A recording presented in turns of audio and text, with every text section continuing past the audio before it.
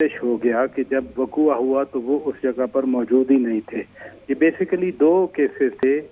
تھانہ شادمان کو جلانے کا کیس تھا اور دوسرا کیس تھا جو کہ گاڑیاں پولیس کی گاڑیاں جلانے کا کیس تھا. تو اب اس کیس کا بھی ATC نے فیصلہ کر دیا. اعجاز چودھری کو بھی سزا ہو گئی, ڈاکٹر یاسمین راشد کو سزا ہو گئی, عمر سرفراز چیمہ کو سزا ہو گئی, میاں محمود رشید کو سزا ہو گئی. یہ انہی سزاؤں کی کنٹینیویشن ہے کیونکہ جب لاہور ہی کی ATC نے پچھلی بار فیصلہ دیا تھا تو انہی چاروں کو اس وقت بھی 10 سال سزا ہوئی تھی. پھر سرگودا کی ATC کا فیصلہ آ گیا, پھر فیصل آباد کی ATC کا فیصلہ آ گیا. تو 9 مئی کے جو کیسز ہیں ان کے فیصلے اب آنا شروع ہیں جس میں پھر جن کو سزائیں ملی. فار ایگزامپل سرگودا والی ATC میں جو پنجاب اسمبلی میں leader of the opposition Malik Ahmad Khan Bachar ہیں وہ فارغ ہو گئے, نااہلی ہو گئی. پھر فیصل آباد والی ATC میں تو عمر ایوب خان بھی نااہلی ہو گئی, زرتاج گل کی بھی نااہلی ہو گئی, شبلی فراز سینیٹر جو ہیں وہ بھی نااہل ہو گئے. تو یہ سزائیں اسی کنٹینیویشن کا حصہ ہیں. 9 مئی ہوا تھا, 9 مئی میں جو کچھ کیا گیا اس کی یہ سزائیں مل رہی ہیں. آپ صحیح. اچھا شوکت صاحب, ہم نے ابھی کچھ دیر پہلے بھی وکلا کی بات چیت سنی اور اس سے پہلے بھی دیگر رہنماؤں کو جب سزائیں سنائی گئی ہیں تو یہی بات سامنے آ رہی تھی کہ 26ویں ترامیم جو ہیں اس کے بعد اس طرح کے فیصلے بہت تیزی کے ساتھ آ رہے ہیں اور یہی توقع کی جا رہی تھی, یعنی کہ 26ویں ترمیم کو نشانہ بنایا جا رہا ہے.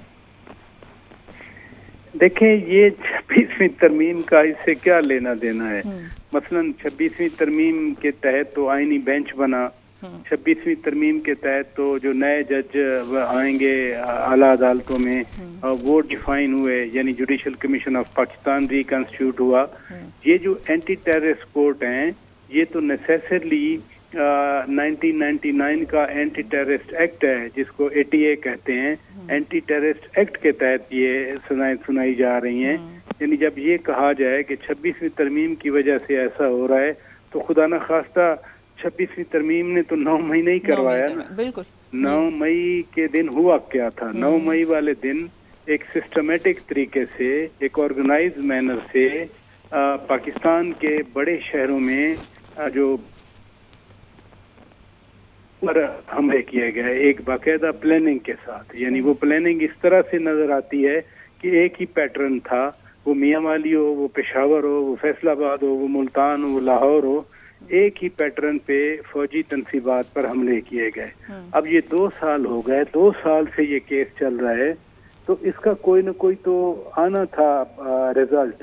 یہ تو ہو نہیں سکتا کہ 9 مئی ہوا ہو اور پھر آپ کو یاد ہے DGI SPR نے 9 مئی سے پہلے ایک آدھ دن پہلے پریس کانفرنس کی تھی اور کہا بھی تھا کہ جو کچھ کیا گیا اس کی معافی مانگی جائے. اوپر سے بانی PTI خان صاحب نے آگے سے کہہ دیا کہ معافی تو مجھ سے مانگی جائے.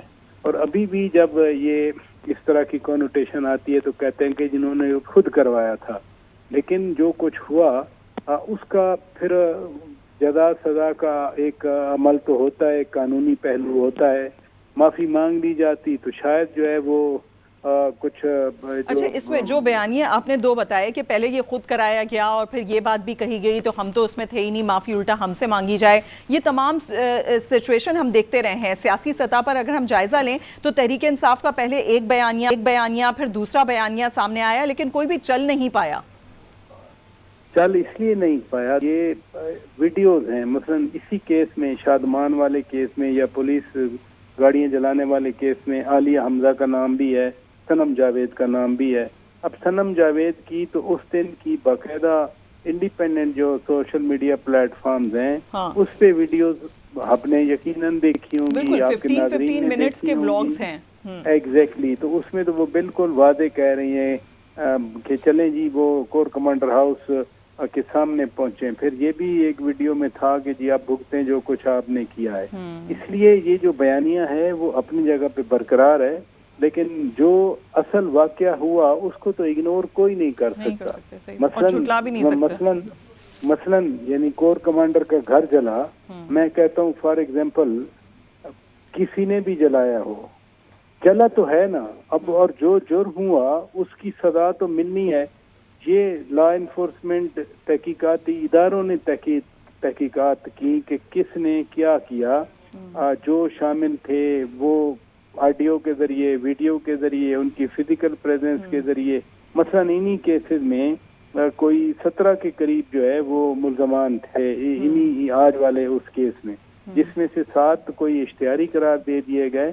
لہذا یہ کوئی اس کو ایک سپن دینا، اس کو ایک ٹوسٹ دینا کہ نہیں وہ ہم نہیں تھے آپ تھے، یعنی جو لوگ ویڈیو میں نظر آ رہے ہیں، پنڈی جی ایچ کیو پہ اٹیک ہوا، وہ سارے نظر آ رہے ہیں کہ کون ہے. یہ کالیں آئیں کہ جی طرح یہ راستہ بند ہے تو آپ دوسرے راستے سے جی ایچ کیو کی طرف آئے. ایگزیکٹلی وہ جو ایک ہم نے دیکھا تھا فون کال بھی جو لیک ہوئی تھی جو اعجاز چودھری اور ان کے بیٹے کے درمیان میں بات چیت ہو رہی تھی، وہ بھی لیک ہوئی تھی. تو بہت ساری ایسی چیزیں موجود تھیں. جی، اور انہی کی بنیاد پر فیصلہ سنایا جاتا ہے، انہی کی ایسی ہی ایویڈنس کی بنیاد پر کیس آگے بڑھتا ہے. تو جو تحقیقاتی ادارے ہیں انہوں نے تحقیقات کرنا ہوتی ہے، پولیس ہے یا دیگر ادارے ہیں. اس میں کسی انڈیویجول نے جا کے وہ تحقیقات نہیں کرنی ہوتی کہ کرنا کیا ہے یا کیسے کرنا ہے. اس لیے عدالت کے سامنے ساری چیزیں آئیں. اب اس کا ایک اور پہلو بھی ہے، اگر کسی کو فرض کیا ان کیسز میں، ان فیصلوں میں رادر کوئی لیکونا نظر آتا ہے، کوئی سکم ہے، تو اس کے لیے ہائی کورٹ کا پلیٹ فارم بھی ہے، سپریم کورٹ کا پلیٹ فارم بھی ہے. جو پچھلی سزائیں ملی اے ٹی سی لاہور سے، اے ٹی سی سرگودا سے، اے ٹی سی فیصل آباد سے، ان کو تو چیلنج کرنے کا عمل بھی شروع ہو چکا ہے. مثلا پشاور ہائی کورٹ میں چیلنج کیا گیا اور فردر کارروائی سے پشاور ہائی کورٹ نے روک لیا. تو ایک عدالتی عمل ہے، ایک فورم پہ آپ سمجھتے ہیں کہ انصاف نہیں ملا آپ کی دانست میں، تو اس سے اگلا جو اپیلیٹ فورم ہے وہ آپ کے لیے کھلا ہے، اور یہ خود کہتے ہیں کہ ہم ادھر جائیں گے، چیلنج کریں گے. اچھا، یہاں پر جن لوگوں کو سزائیں سنائی گئی ہیں، اس سے پہلے بھی آپ نے کہا یہ تسلسل ہے جس میں پچھلے لوگوں کے بھی نام تھے، ان تحریک انصاف کے رہنماؤں کے نام بھی تھے، اور ان تمام لوگوں کے بھی نام تھے جنہیں آج سزائیں سنائی گئی ہیں. ان کے پاس ابھی آپشنز موجود ہیں، جیسے کہ آپ نے کہا کہ ہائی کورٹ میں بھی وہ اپیل دائر کر سکتے ہیں، سپریم کورٹ سے بھی وہ رجوع کر سکتے ہیں. اب ہم آتے ہیں شاہ محمود قریشی کی جانب، جو اب تک زیر حراست ہے، کافی لمبا عرصہ انہوں نے اب قید میں گزارا ہے، اب وہ بری کر دیے گئے ہیں. تو شوکت صاحب، آپ کی انفارمیشن میں کوئی ایسا مقدمہ ہے جس میں ان کو ایک دفعہ پھر سے قید میں رکھا جا سکتا ہے؟ یہ 2 مقدمات سب سے زیادہ پرومیننٹ تھے، ان میں تو ان کو بری کر دیا گیا ہے. تو ہم دیکھ رہے ہیں کہ شاہ محمود قریشی اب باہر آ جائیں گے. پہلی بات تو یہ ہے کہ شاہ قریشی صاحب کے بارے میں بہت ساری چیمگوئیاں تھیں، محکمے میں ان کی اپنی پارٹی تھی کہ یہ شاید جیل میں وقت نہیں گزار سکیں گے، لیکن کیسوں کے فیصلے تک عدالت کی طرف سے انہوں نے 2-2.5 سال پورے مکمل جیل میں گزارے. دیکھیں نا، اب ان کے خلاف اور کوئی بڑا کیس تو شاید ایسا ہماری نظر میں تو نہیں ہے، لیکن بہت سارے کیسز ہو جاتے ہیں پولیٹیشنز کے خلاف، جس کی وجہ سے وہ انہیں جیل میں رہنا پڑتا ہے. یہ مین کیسز ایگزیکٹلی یہی تھے 9 مئی والے. اب دیکھیں نا، اسی 9 مئی والے کیسز میں 8 کیسز تھے بانی پی ٹی آئی خان صاحب کے خلاف. ان کی ضمانت لاہور ہائی کورٹ میں مسترد ہوئی، انہوں نے اس کو ٹیک اپ کیا سپریم کورٹ میں، اور کل ٹمارو یعنی 3 ممبر بینچ جو ہے وہ خان صاحب کی پٹیشن بھی سنے گا. تو میں جو عدالتی عمل کی بات کر رہا ہوں وہ اسی تناظر میں بات کر رہا ہوں کہ مختوم شاہ محمود قریشی نے یہ جیل کاٹی، وہ بری ہوئے عدالت سے، اور کس بنیاد پر بری ہوئے کوئی شک نہیں ہے اس میں کہ وہ اس دن لاہور، فیصل آباد یا سرگودا پنجاب میں نہیں تھے، وہ کراچی میں تھے.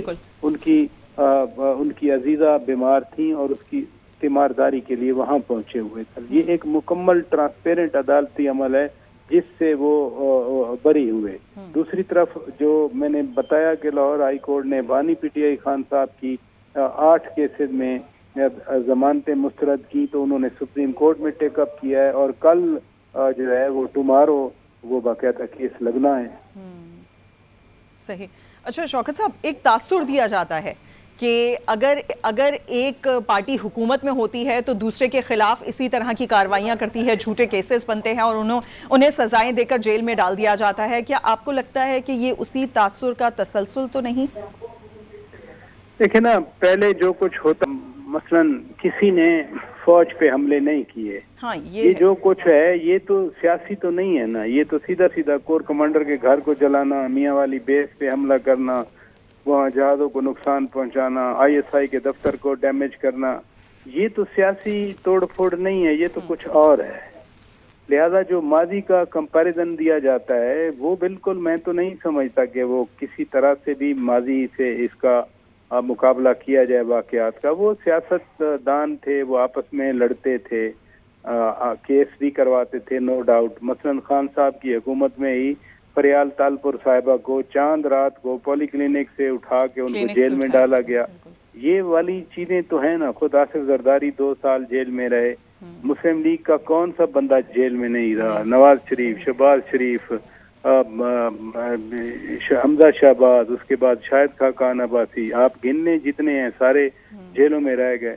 لیکن وہ یہ نہیں تھا کہ فوج پہ اٹیک کیے, وہ یہ نہیں تھا کہ ملٹری انسٹالیشن پہ اٹیک کی. یہ ملک کی تاریخ کا واحد واقعہ تھا. 9 مئی والا ڈارک دن تھا, یوم سیاہ ایک طرح کا کہہ سکتے ہیں ہماری تاریخ میں. یہ شاید کبھی نہ ہو, کیونکہ ماضی میں تو کبھی نہیں ہوا تھا. تو جب یہ ہوا تو اس کے بعد پھر کانسیکوینس میں ایک قانونی اور عدالتی عمل ہے جو چل رہا ہے. صحیح. اچھا شوکت صاحب, اب آپ کہاں اسٹینڈ کرتے دیکھ رہے ہیں؟ تحریک انصاف کو ہم دیکھ رہے ہیں کہ بہت سارے ایسے رہنما جو کہ واقعی بہت زیادہ ایکٹیو نظر آتے تھے, اب ان تمام کو سزائیں ہو چکی ہیں. دوسری جانب ہم نے یہ دیکھا کہ خان صاحب جب سے جیل میں ہیں اس کے بعد وہ تمام لوگ سامنے آئے, یعنی کہ خاص طور پر وکلا کو ہم نے دیکھا, جیسے کہ ہمارے سامنے گوہر صاحب ہیں. ان تمام لوگوں کو ہم نے دیکھا جو اس سے پہلے پارٹی میں کہیں ہمیں رہنما کے جگہ پر آتے ہوئے نظر نہیں آئے تھے. اب یہ پوری سچویشن نظر آ رہی ہے کہ پوری قیادت تقریباً جو سامنے رہتی تھی وہ چلی گئی ہے جیلوں میں. اب کس طریقے سے سروائیو کرتی ہے یہ پارٹی اور آپ کو کہاں نظر آتی ہے؟ دیکھیں, خان صاحب نے خود ہی تھا کہ 8 فروری 2024 سے پہلے وہ سیاستدان پیچھے کر دیے گئے اور وکلا کو آگے لایا گیا.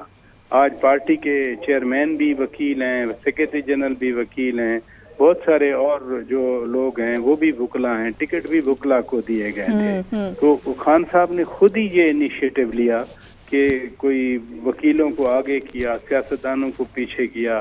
ابھی کتنے, یعنی قومی اسمبلی میں 5 لوگ نااہل ہوئے ہیں, باقی تو سارے بیٹھے ہوئے ہیں. ان کے 9 تک ہیں ٹوٹلی جو ابھی تک ہوئے, باقی تو سارے بیٹھے ہوئے ہیں. اس لیے ان سزاؤں نے پارٹی کو وہ ڈپلیٹ نہیں کیا. جو پروسیس چلا اس ملک میں سیاست کا, اس وجہ سے ہی سارا کچھ یعنی کہ جو اصل ارکان تھے, اصل سیاستدان تھے, اصل ورکرز تھے, وہ کہیں پیچھے ہو گئے اور وکلا آگے ہو گئے اس پارٹی میں. ٹھیک, ہمارے ساتھ شوکت پراچا موجود تھے. سر بہت شکریہ آپ کے وقت کے لیے. ناظرین کو بتائیں, انسداد دہشت گردی عدالت نے 9 مئی مقدمات کا فیصلہ سنا دیا ہے اور اس میں شاہ محمود قریشی کو بری کر دیا گیا ہے.